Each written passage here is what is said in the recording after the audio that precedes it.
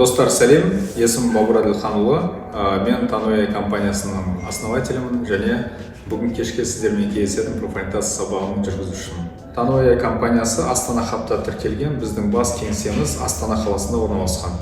Қазіргі таңда еліміздің 33 мектебімен жұмыс жасап, жүздеген профориентатордың жұмысын жеңілдетіп, мыңдаған оқушылардың бағыт-бағдарын анықтауға көмектесудеміз. Tanway тесті ғылыми негіздемеге сүйенген және біздің платформа жасанды интеллектпен жаңағы интеграция жасалғаннан кейін профориентатордың жұмысы 95%-ға жеңілдейді және балалар профориентация процесінен өте аз уақытта жылдам результат алады.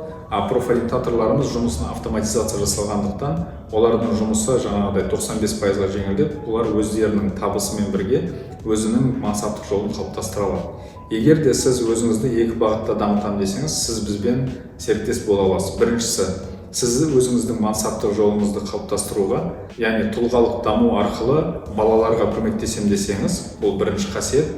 Екінші қасиет, біз күтетініміз өзіңіздің финансовый положениеңізді жақсартуды, қоғамға ашық тұлға болуыңызды біз талап етеміз.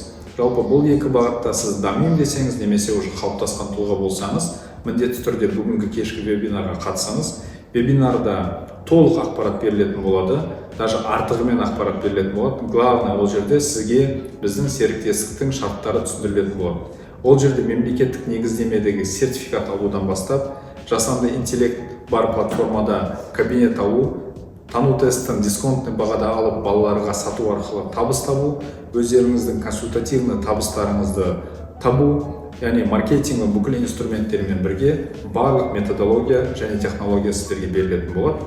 Уақыттарыңызды жаңағы приоритетке қойып, жеке кабинетте немесе жеке комнатада балаларыңыздан алыс, сондай жақсы кино көрген сияқты өтініш 1,5 сағаттарыңызды качественный бөліңіз, толық ақпарат алыңыз. Кем дегенде сіздің өміріңізде жаңа бір бағыт ашылатын болады. Шешім сізде, ұсыныс бізде. Егер де кешке қарай жаңа сабақтың үстіне серіктестік мүмкіншілігі болатын болса, біз тек қана сіздерге қуанышты боламыз. Кешкі сағат 8-де сіздермен кездескенше.